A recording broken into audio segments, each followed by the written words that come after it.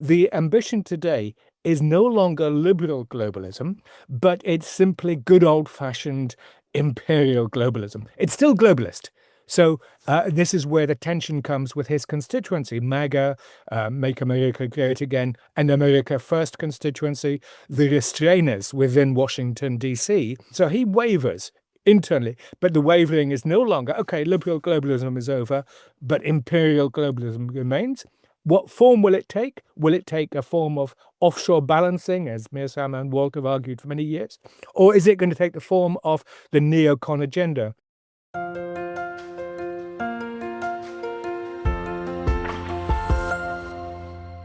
Hello, everybody. This is Pascal from Neutrality Studies, and today I'm talking to Dr. Richard Sakwa, an Emeritus Professor at the University of Kent. Professor Sakwa studies, among other issues, political developments in Russia, international politics, and multipolarity.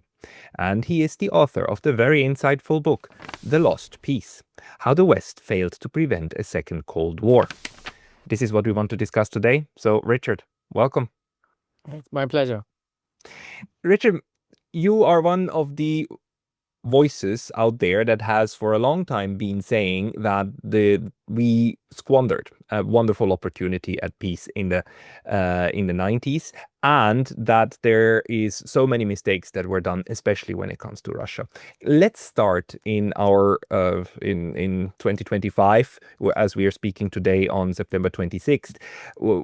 How do you interpret the most recent change of hearts, as it seems, of the U.S. president, or let's say his temper tantrum about, okay, Ukraine, go and fight the war.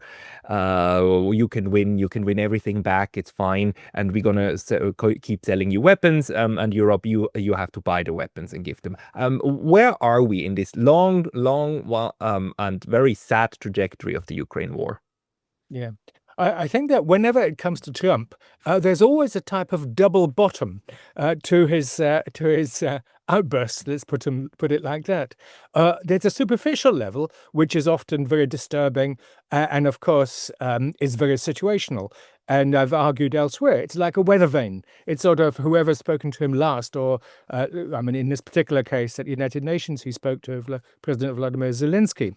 And also if he's just been talking to Keith Kellogg on the one side, rather than Steve Witkoff on the other side, and so on. So that's the first level. But there is also a deep Trump.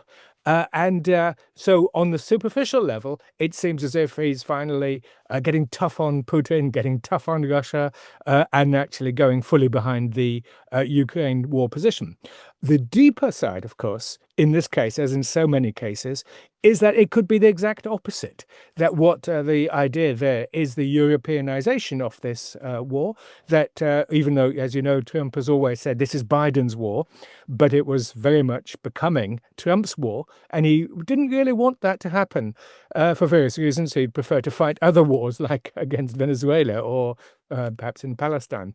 So it was quite clear that, in a sense, the deeper level would be, okay, you Europeans, you want to keep this war going, and it has to be seen in conjunction with his statement not so long ago, in which he said that all of NATO states, not European Union, but NATO states, have to cut energy imports from Russia and impose 100% tariffs on China and India if they continue to take Russian energy and other oil energy supplies.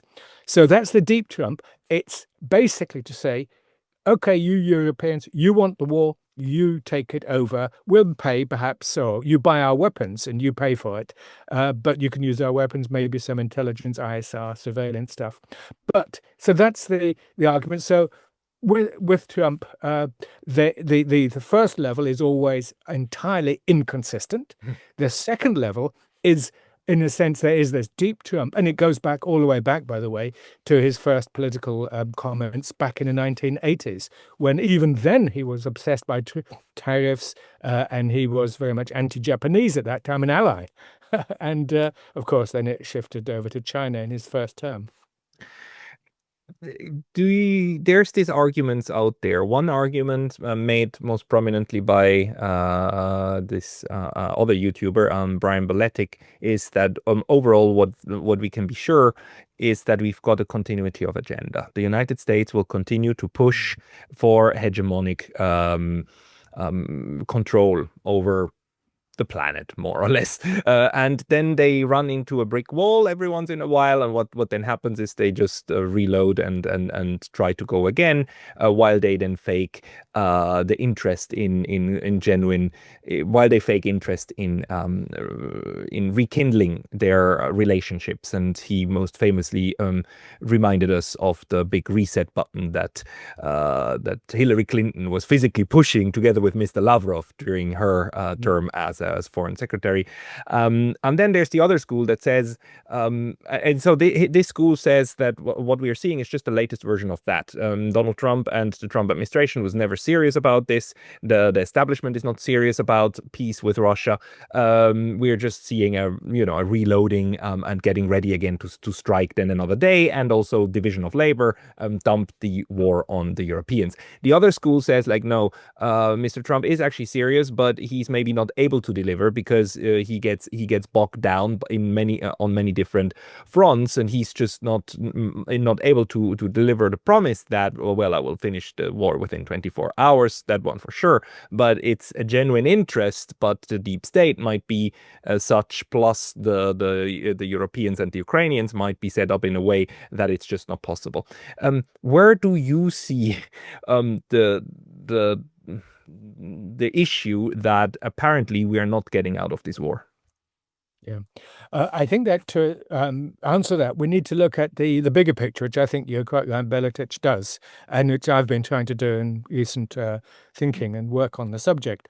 My basic argument today would be that in the larger picture of things, we've had since 1945 the United States pursuing what I nowadays call liberal globalism. John Mearsheimer and Walter Nutter call it after 1989 liberal hegemony. And of course, Eichenberries and so on call it liberal international order and so on. But let's call it simply liberal globalism.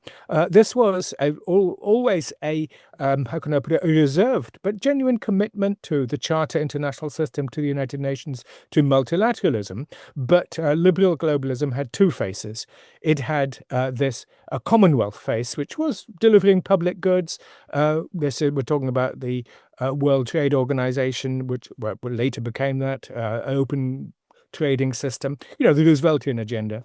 But the second side was empire, which is what you just referred to, hegemony, dominance, and so on. And that was always there. And the US Senate, of course, would never have ratified the UN treaty way back in 45, as they didn't in 1919, if it was really going to infringe on the US freedom of maneuver and indeed clear dominance as it was in 1945. So we have liberal globalism on the one side, engagement, building alliances and such like.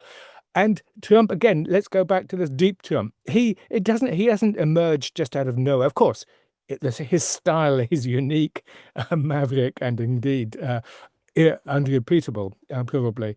But what he's doing is reflecting another aspect to all of this.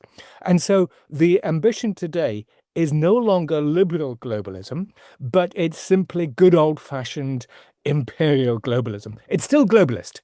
So this is where the tension comes with his constituency, MAGA, Make America Great Again, and America First constituency, the restrainers within Washington, D.C. So he wavers internally, but the wavering is no longer, okay, liberal globalism is over, but imperial globalism remains. What form will it take? Will it take a form of offshore balancing, as Mearsheimer and Walter have argued for many years? Or is it going to take the form of the neocon agenda? You may have seen just today, for example, Robert Kagan, the real master of neocon US interventionism, has written an article in The Atlantic arguing that those alleged, drone incursions into Poland, the MiGs over the Baltic, well away from the Estonian coast, that this is now the make or break moment. NATO has to fight and it has to go effectively, or otherwise Russia will win. So you have the neocons, and you have these the Trump America Firsters.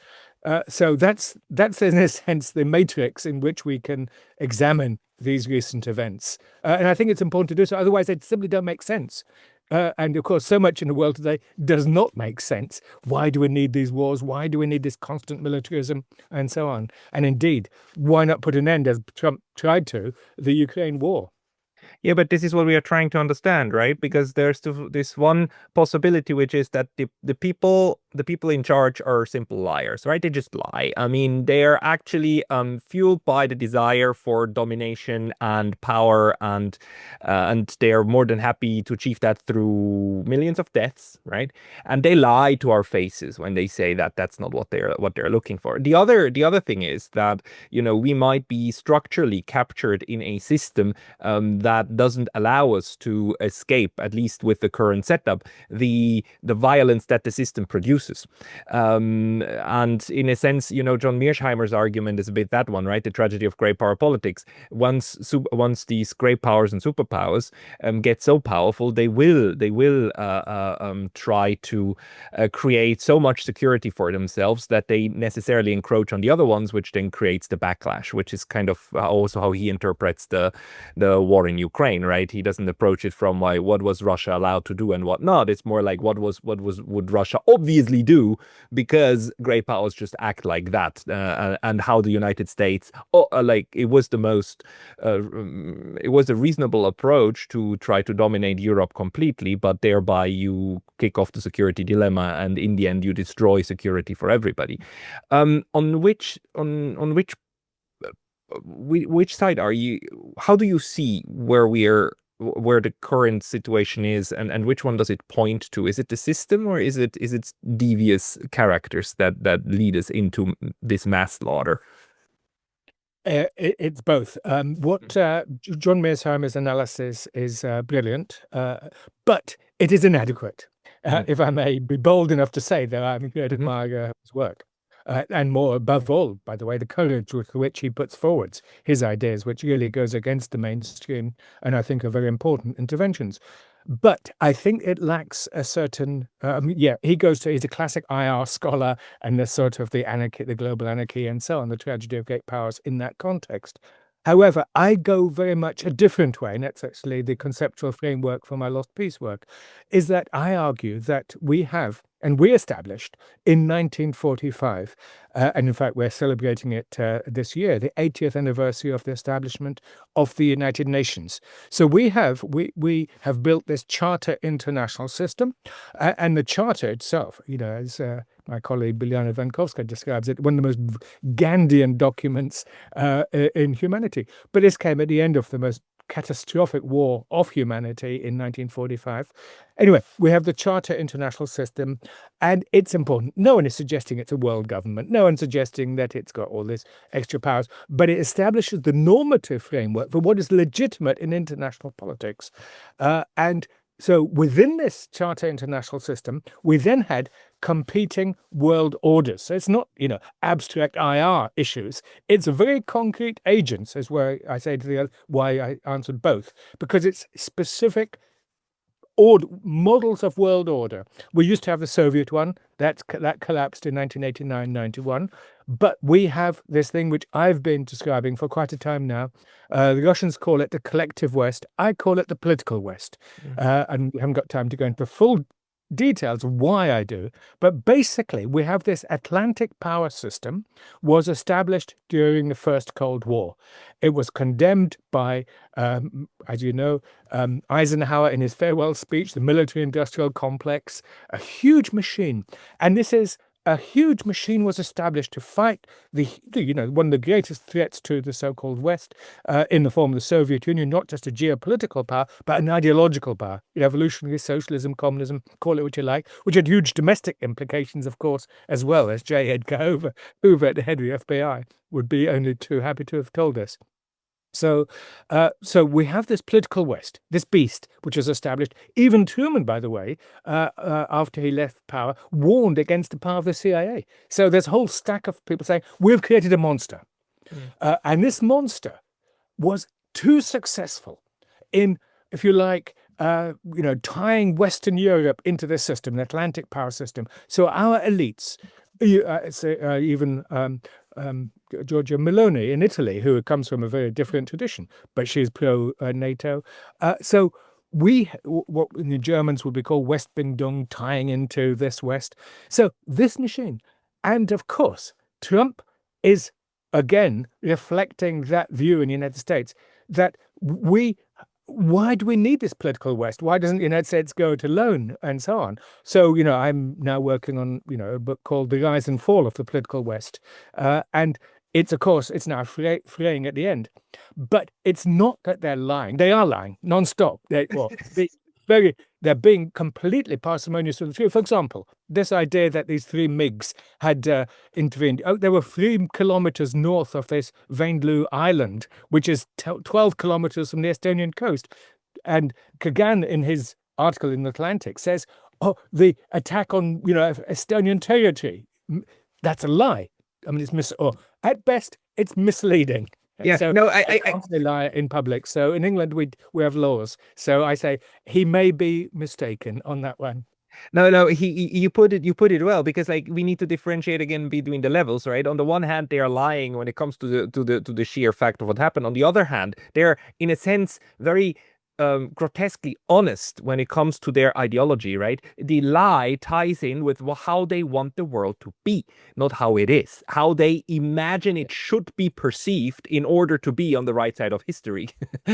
Because Kagan is, I mean, he's the Pope of the neocons, right?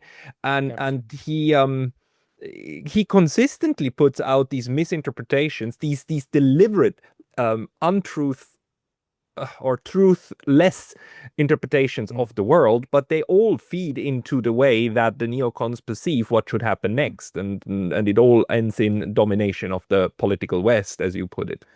Yeah, he is indeed the Pope and the Archbishop and the Archbishop of Canterbury and everybody, the Grand Mufti of the neocons. Absolutely. And it is an ideologically driven project, and of course, a power one to maintain the dominance and the hegemony of the United States. And of course, it is more and more divergent from reality, which makes it more and more pathological, if you like. And this is where we find ourselves now. More specifically, for example, one of the manifestations is in the United States, we have the neocons trying to bend Trump over to their wing, whereas you have what we thought would be the Vance wing, which was the America Firstists. And there's a big battle in Washington now between these two wings. In Europe, sadly, we don't really have such a rich debate. We're not having it. And instead of which, our crop of European leaders are now consumed by a war fever and a Russophobia of a level which even in Washington, as some recent article put it, they're concerned about the Estonianization of Western foreign policy. That is, this revanchist, this virulent Russophobia, this militancy of escalation without limits, as long as someone else does the fighting. I mean, brave little Estonia with its 4,000 strong army is not going to take on Russia on its own. But if they can drag Washington in, well, it's win-win. Of course, it's the end of humanity in the Third World War. But that's a small price to pay if we can really biff those dreadful Muscovites. It's a madness. It is, but it's really it's interesting of how the madness actually works, and one of the ways now in which the madness kind of the tail starts biting the dog is by the Europeans, who have been so completely ideologically captured, now actually pushing for the policies that before were basically used like a faucet, a little bit on and off, right, coming from the US, a bit less neoconism, and now the Europeans are like, no, we need to go all the way in. Plus, of course, again, Estonia, Latvia, Lithuania, the Baltics, and we have a EU foreign policy chief, Estonian, and she is I keep saying she is the Soviet-born daughter of a communist apparatchik, and she is now leading the charge against that the heirs in Moscow of the former system, right? They're clearly different, but it's just difficult to wrap our minds around all of these layers of meaning and ideology. Can you maybe speak to that? Yeah, I'd give two responses to that. The first one is indeed that first element is that these thoroughly Americanized European elites are now very disappointed, of course, that America is de-Americanizing itself in the old style America, if I may put it like that. But so they want to continue the crusade, even despite the United States. So they so thoroughly become part of that political West is that even if the United States defects, as it's doing in part by Trump, it will continue the crusade until the final conclusion. And this leads to and because it's a mimetic, if you like, it's secondary. It is more irresponsible than the primary source, which was Washington, which, as you say, always kept a level of diplomacy open. Even under Biden, quite clearly they weren't going to intensify the Ukraine war to the Third World War level. Hence, of course, Kagan attacks Biden for not having gone all in. Why didn't they go full war against that from the beginning? And it's huge. When the blame game over Ukraine comes out, that's going to be one of those big themes. So it is irresponsible because responsibility was always outsourced to Washington. So the European powers didn't have to be responsible for war and peace. We leave that to our masters and lords over in Washington. So that's the first argument to say that that this pathologies of late political Westernism is more dangerous in our European continent as the final. But of course, it's going to be wrecked in all sorts of ways. The second big argument, I'd say, and this is a slightly more controversial one, and I'm working on it, is to say that this sort of behavior of Estonia and Poland and these post-communist elites, and Landsbergis, of course, in Lithuania, has been a very profound virulence in Lithuania, particularly for a long time. And this is the very character of the end of the Cold War and of those post-communist revolutions in 1989 to 91. I'm now considering them and the intellectual bankruptcy of those moments, that it wasn't of 1989, clearly, okay, Soviet dominance was coming to an end, and many people would welcome it, and I certainly welcome the emergence of what we thought would be proud, marvelous democratic states. Instead of which, what's happened is that the way that communism was transcended, I now term it as a negative revolution. There was simply an escape from something, and this is the Milan Kundera idea that these countries were somehow hijacked or kidnapped, which is so primitive and imbecilic, to be quite honest. These were countries with complex histories, complex framework in the 1930s when Poland, in particular, failed to engage with the establishment of collective security, and therefore it bears a large responsibility. And of course, the British, which always supported that, as opposed to the French, who tried to establish this, little mini entente of the Central European countries in interwar years. So, in other words, to understand the second part of my answer, you have to go back a little bit longer to understand the trajectory of Eastern Europe as a geo-ideological project. And 1989 radicalized a certain element in that vision, which is we're now bearing a very, very poisoned fruit, which, so in other words, the positive, which is, independent states, Georgia, Armenia, marvelous, who's against it? But then their failure, and because the political West continues, which is some of those catastrophic policies of the pre-war years. It isn't just simply a new Cold War. It's the failure of even entente and collective security and proper diplomatic engagement of the sort which is at the heart of the Charter international system, sovereign internationalism, that you have sovereign states, but they come together through diplomacy, through dialogue, through multilateralism to establish stable relations between them. The Charter international system, the very first principle is, and of course followed up by many, many other things, non-interference in the states in other states, and a framework for multilateralism. That doesn't mean to say giving up normative and human rights values, of course not, but how you do it is the question. Yeah, and currently it seems to me, I'm recently starting to think about what the United States is trying to implement, and maybe the political West is trying to implement, is this not an idea of a sphere of influence, but a sphere of interference. Is like the right of especially the United States, to mingle in the internal affairs through these very sophisticated ways that they've produced over time, including the whole NGO crowd and the funding through the NED and USAID and so on, and mixing, direct influence in media and society also with benevolent projects, right, in order to help states do civil society projects, and some of them are fine. I mean, USAID has fine projects in order to help farmers in Paraguay. They absolutely do. But then they also have the media and so on influence apparatus. And in a sense, it's this question of how far can that influence go and where does it reach? And over Ukraine, we are willing to fight with Ukrainians to the death of the Ukrainians and Russians. And then there's all of these other layers of why this is beneficial to the US and, of course, to the detriment of Russia. But this should be our right to intervene. How do you see that one? Yeah, just on USAID and all the other, humanitarian agencies, just to say that my view on that one is that USAID was a classic combination of the good, the bad, and the ugly. Yeah. I don't know how you would divide up the proportion, but I genuinely, some people attack me for it, but I would say up to 70% of USAID work was good. This was supporting AIDS, this was HIV, this was supporting, women's healthcare and so on, brilliant stuff, and food programs, and it was very important and marvelous. And in fact, we have to give testimony to the generosity of the United States in doing so much good work over the years.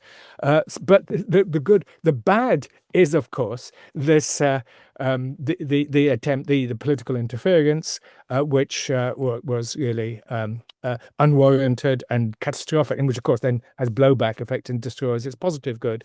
And some of it was even then was bad because of, well, I was going to go into detail of some of this aid was tied to abortion and women's rights and so on, but we won't go into that argument.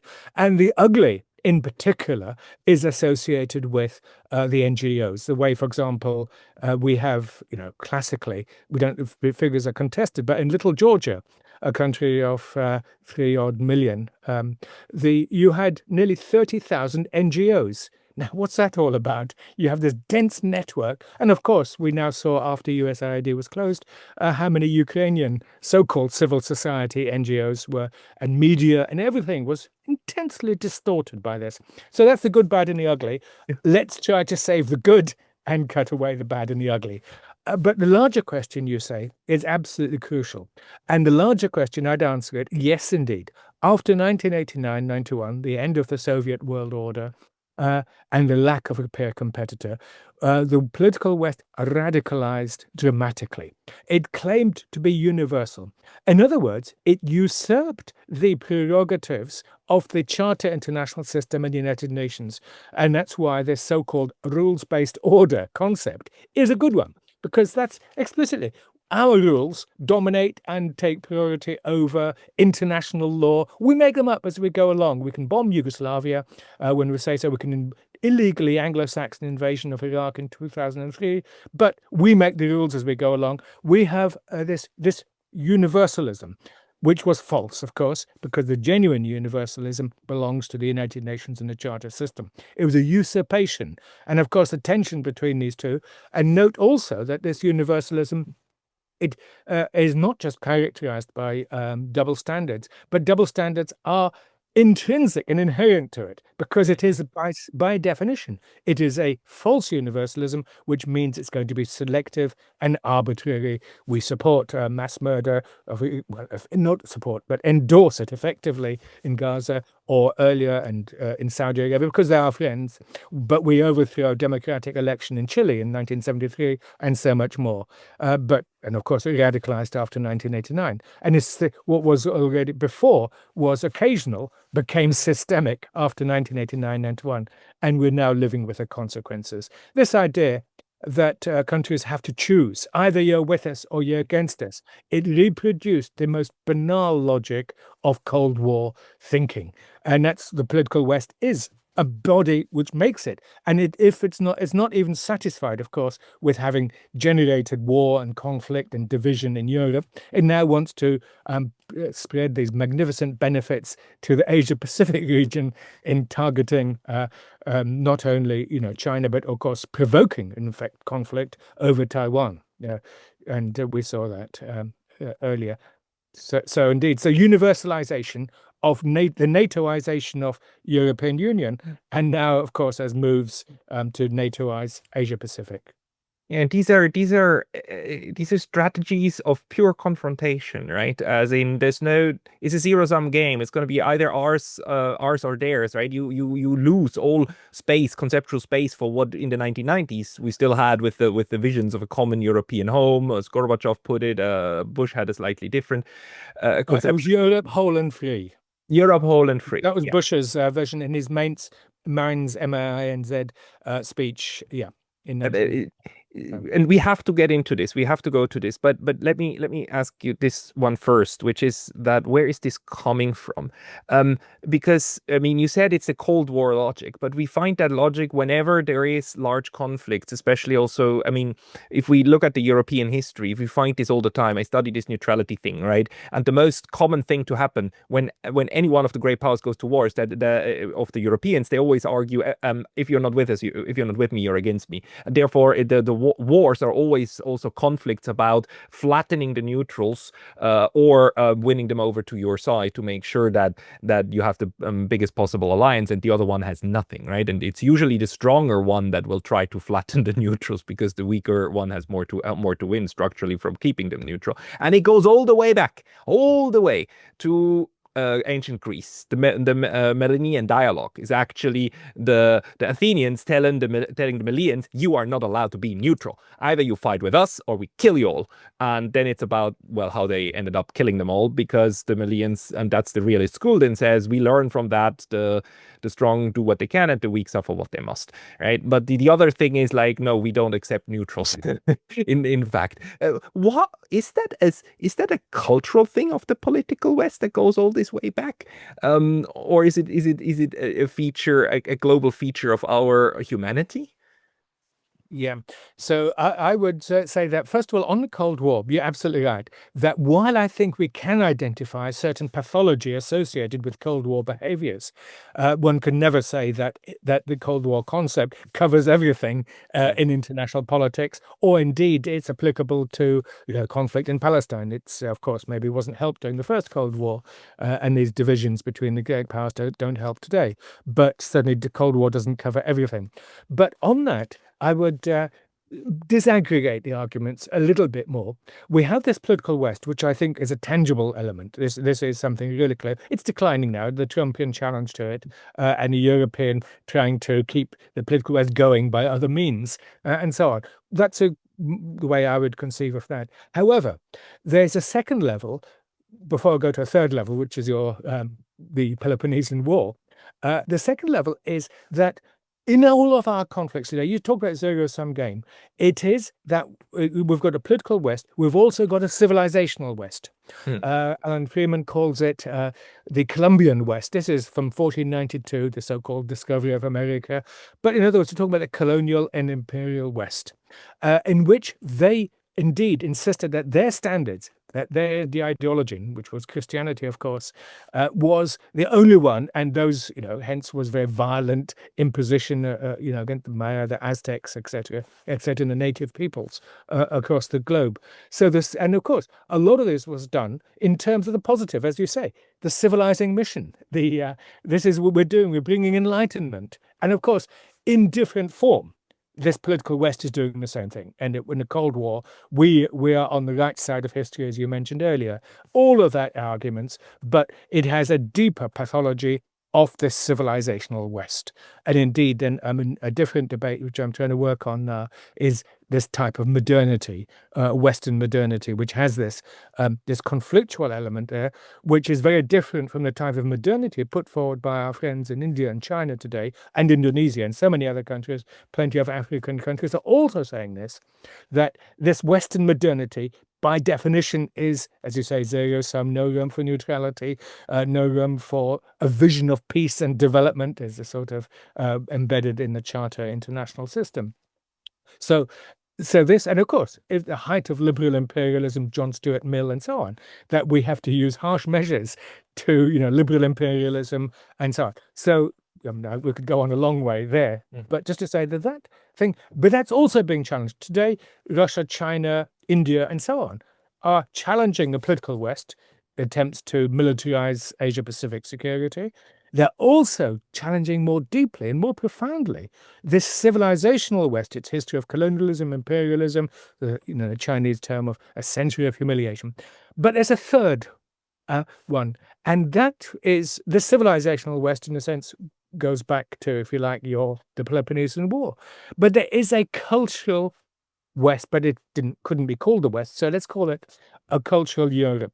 It does indeed go to Greco-Roman civilization, the Judeo-Babylonian Christian civilization. I bring in Babylon specifically because in those early 2000 odd years ago, the Babylon, Persia, of course, they attacked Greece and so on.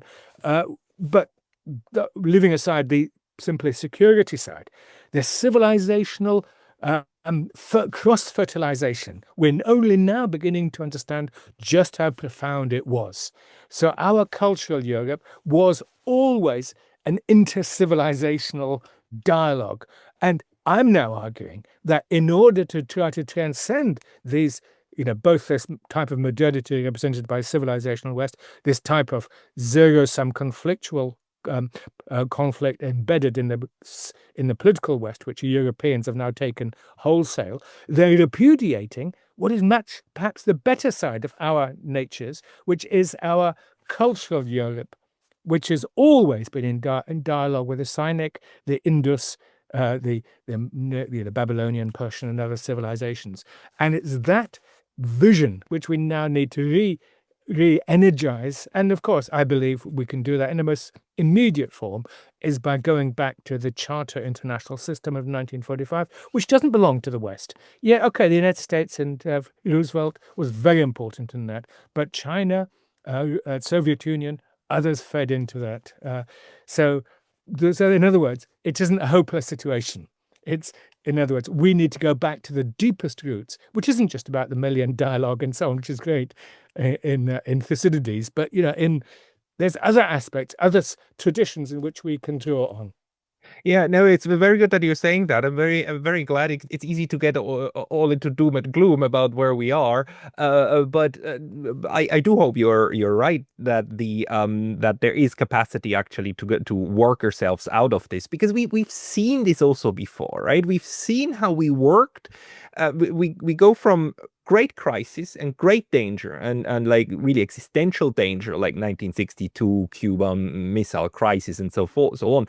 We go to periods of detente, and we've seen that before as well. I mean, the long 19th century was extremely violent because Europe just like took over the entire planet and slaughtered millions outside of Europe. But inside Europe, they actually managed to create something, the concert system, that more or less kept some form of peace. And only once that broke, it became a world war because of the colonies that these horrible states accumulated all over the place. But the point is, we go from great conflagration into periods of actually cooperation, collaboration. And in the Cold War, the height of that was, of course, the Helsinki Final Act, 1975, 5 years of CSCE, process.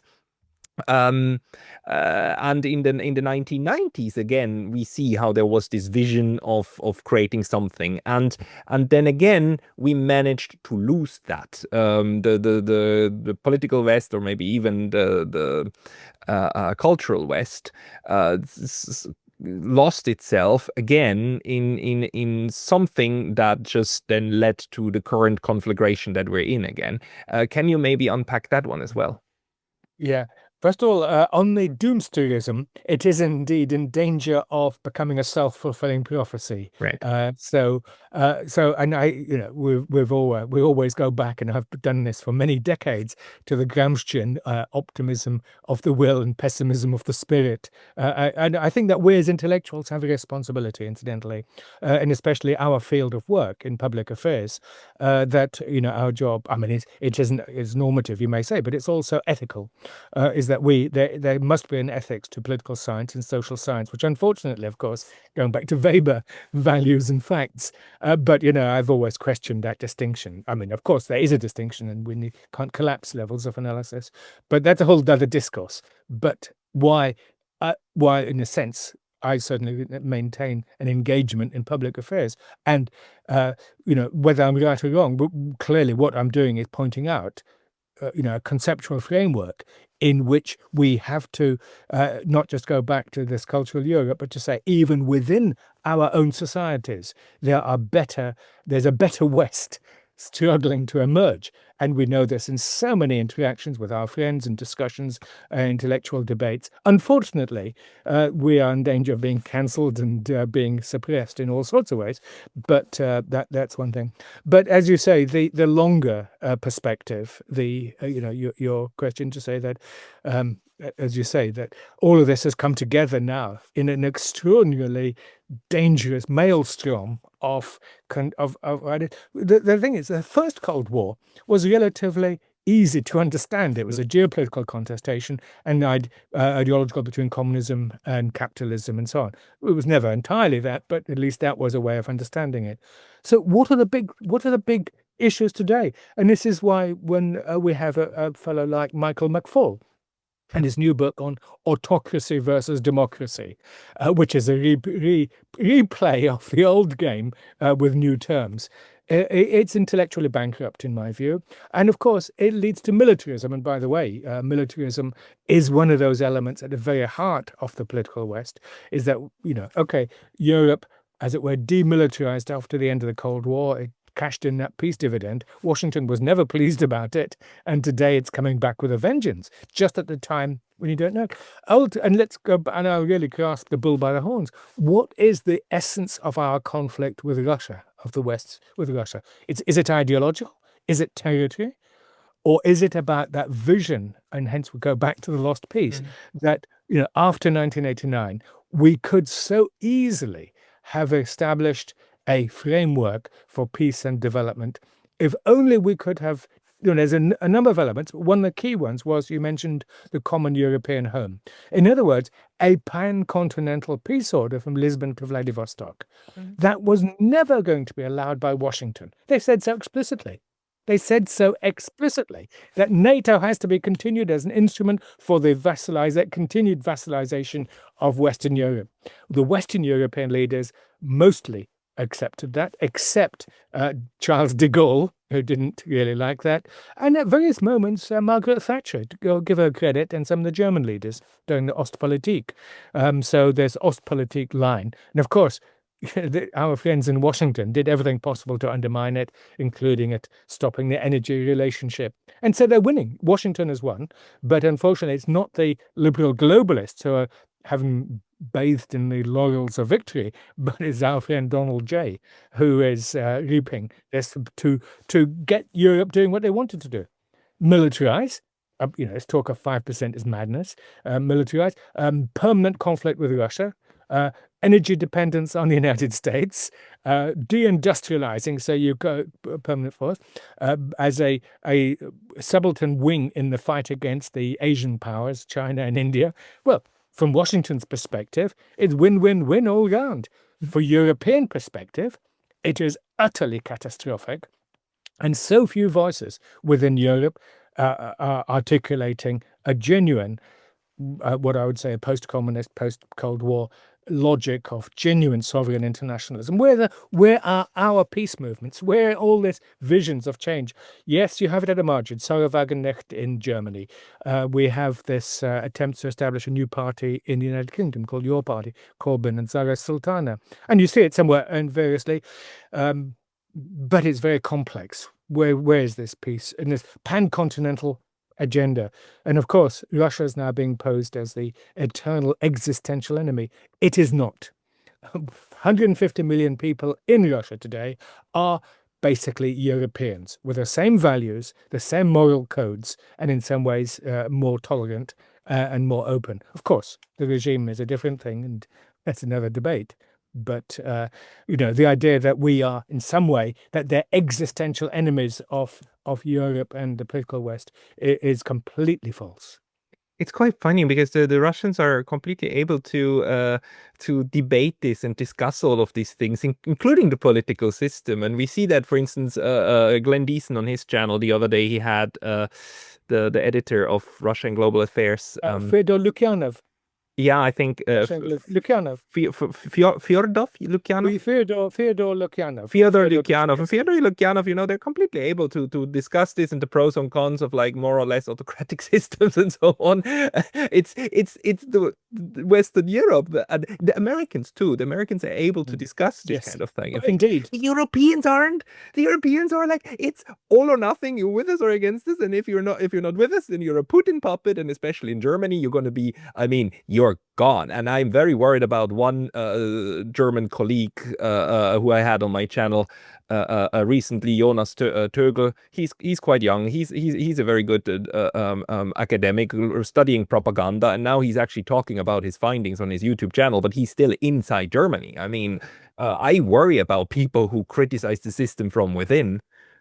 Yes, you're absolutely right that the public sphere in the United States is vibrant. There's a huge debate. There's so many good things going on. I can't list them all, but for example, the Quincy Institute for Responsible Statecraft, with Anatol Liv and Nikolai Petri and so many associated with it, which is having really James Card. The list is endless. James Card, so on, and in Russia as well. The debates that are really open. I've been going, I'll just say I've been involved with the Valdai Club, it's no secret, for many years. But also, for example, they have this thing at IMEMO, this Institute for International Economic and International Relations. IMEMO, well-known academy of the Russian Academy of Sciences, Institute Academy of Sciences.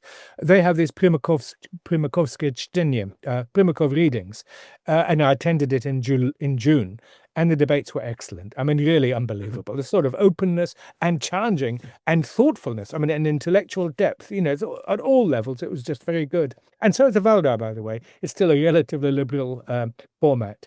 So, and this is the tragedy, our discourse, our public sphere in the United Kingdom and in Europe more generally is utterly eviscerated, utterly obtuse, and indeed we've been chased to the corners, and those who really dare to stand up.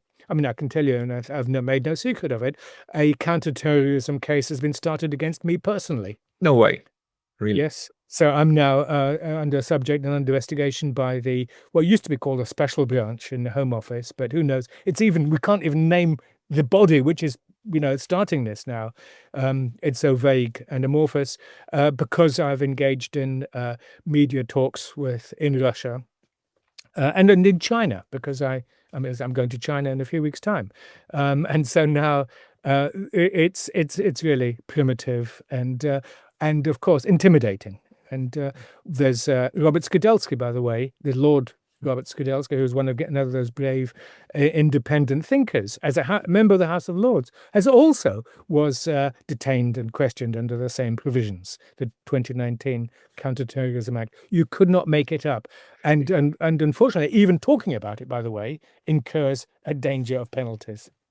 It's at the end of the day, this is of course a sign of weakness. A strong system doesn't need to contain its critics, right? Because it can laugh them off, right? Or ignore them. So it is a sign of weakness, but it is a sign of this collapse and also of this general European collapse that is extremely dangerous on a personal level, and it is very it's too bad for us who live or have family in Europe. Do you see any signs, because we are also in the optimistic we don't want to give up on optimism completely, do you see signs of this also somehow then again correcting itself? To me right now, what's happening with Palestine and actually this mass protest, and also now the forced reactions of Western countries to that. That's for me is a first sign that no, some things are not completely, cannot completely be ignored anymore. Yes, there's always room for, I'm not even sure the word would be optimism, but a certain courage of intellectual commitment will continue. And as you say, that finally even the tide may be turning in terms of the Palestine issue. And even let's not be frightened of the key issue. We have a huge war on our own borders in Ukraine. And that really, people like me who've been calling for peace right from the beginning. But of course, we would like to see. We need to work. I mean, I'm very pessimistic, by the way, about all of the way this is going to happen. I have a feeling that the Western European powers have so dug in and invested in the Ukrainian project. And of course, the Ukrainians themselves have suppressed alternative voices within their own political community. So effectively, is that there's that they are not able to do it. But can we get back? Because we in 1945 we had the outlines of a more cooperative world order, and we messed up. And within 2 years, we were in a Cold War, and of course the origins of the first Cold War are much debated. We messed up again in 1989, 91 afterwards, there quite clearly because of NATO enlargement and so on. Even Zbigniew Brzezinski said, who wanted NATO enlargement, said there had to be an overarching security treaty with Moscow. This is in his 1997 book, The Grand Chessboard. Are we close to another inflection point? I think we are. I think that the Trumpian phenomenon is a reflection that the old ways no longer work. The Europeans intent on keeping the old ways, the old thinking, as Gorbachev would put it, going. Where's the new thinking? We don't need new thinking. We simply need a reaffirmation of the principles in the Charter international system. There is no alternative ideas or new system lurking in the wings. There was after Versailles, after the League of Nations. They knew they needed a balance between Great Power Comity and Federative Comity, the United Nations General Assembly. We've got it now. We've got our task today is to make the vision of 1945, indeed the spirit of 1945, work again. And we see that in the BRICS, Shanghai Cooperation Organization, and in the rapprochement between India and China and Russia, and so much more. And so many, and Lula da Silva in Brazil. That's where my source of optimism lies. Yeah, and we also see it in the political talk, right? The one thing that unites basically everyone is that nobody seriously questions the United Nations as an ideal and an idea and the charter, right? I must interrupt. Two countries do. Ukraine Israel. and Sorry? Two countries do. Israel and Ukraine. Ukraine, okay, Ukraine I would have to see. Israel does, yes. Yes. The United States is wants reform, especially they want the escalators fixed since last week. Telephones. But Yeah. China and Russia are completely on board. Everybody else is on board. Multilateralism is a good thing, and this is the way to go. So everybody recognizes actually the increasing norms under international law are a good thing, and multilateral approaches are a good thing. How to get there is another question. But the sorry, I had one more thought on my mind on this one. No one challenges the principle of the charter system. No, not seriously. Like we know that it has its shortcomings, but we all intuitively huge shortcomings. The right way. Absolutely. You're absolutely right. That is what I've been arguing for a good few years now, is that no one repudiates that. And all those big documents which come out, the joint statements with Russia, China, India, all of them, and the Global South, all the time appeal precisely to the principles of 1945. Hence, they are implicitly challenging the political West usurpation of the United Nations impartiality and universality. Yeah, they're screaming out, and especially also the African states, start living up to your own goddamn promises. Stop the double speak and your double standards and so on. Maybe one more thing that I want to pick your mind on, which is that when we talk to colleagues like Radhika Desai, who are Marxist scholars, they use Marxism as a framework, and then they use the idea of of imperialism in an analytical sense, right? Not just a state that wants to grab as much power as it can, but a state that, because of its capitalist origins, is condemned to actually become imperialist and expansionary, because it is this capitalist system that then fuels that and makes it necessarily expansionary. When you use the term globalism, you're basically using a different counter concept to that one. In your analysis, does the structure of the economy or the structure of the social system also impact the way that these beasts have to behave on the world stage? That's a fantastic question, and I only wish I had an hour to answer it, because it's a really fundamental one. I've spent half my life indeed trying to work on that. I came from a left tradition myself, a Marxist tradition, and I worked, and in fact just yesterday published in the Canadian Dimension the attempts to establish this new party in the United Kingdom, your party, which is an attempt to provide a left perspective on what we've been talking about. And indeed, the debates within your party today are the degree to which capitalism is indeed a tameable, can we achieve a fair, just market system. And of course, the whole development of social democracy was that we can combine democracy and the markets, and therefore an implicit repudiation since Bad Godesberg in 1959 of the social democratic idea that it's possible.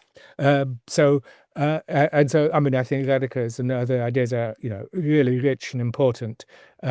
So basically, my view has always been that yes, it's hugely important, but the danger from the Marxist left perspective is collapsing levels of analysis and reducing, yes, the dynamism of capitalism, especially the neoliberal form of capitalism, of financialization, of gutting social life, and financializing everything and making everything a market produce, including values of university education, which in the United Kingdom has gone a long, long way, and repudiated the very, about the vision of high modernity, which I always used to stick to, what education was about, of establishing, creating, thinking, critical individuals who can, engage not just in market relations, but in human relations in the most broadest humanitarian sense. So sorry to say that, but so therefore you can't, and indeed the sort of pseudo-Marxist idea which says that law is an instrument of the economy and so on. It isn't. You can't. Law and the legal system has an autonomy. So all of these systems, I mean, just a very final to say in all of this, my vision of how international affairs works has these four levels. It has this, or domains, this hierarchy. We have the international system. Then we have the sphere of international politics, where we had the old Soviet system, the political West competing, and so on. The third level is indeed international political economy, which very complex debates about that. And the fourth level, just by the way, fourth domain, is transnational civil society, if you like. I'm talking about the Vatican, the churches, religion, peace movements, and so on. Clearly, some people argue, of course, in the age of globalization, that these became important, dominant even, this whole ideology of civil society in the earlier years, which is greatly exaggerated. And indeed, think tanks, which, of course, densely populate our public sphere. And some of them in the United States are very pernicious. But some of them, we've mentioned the Quincy Institute, are very positive. But that's, of course, it shapes public debate.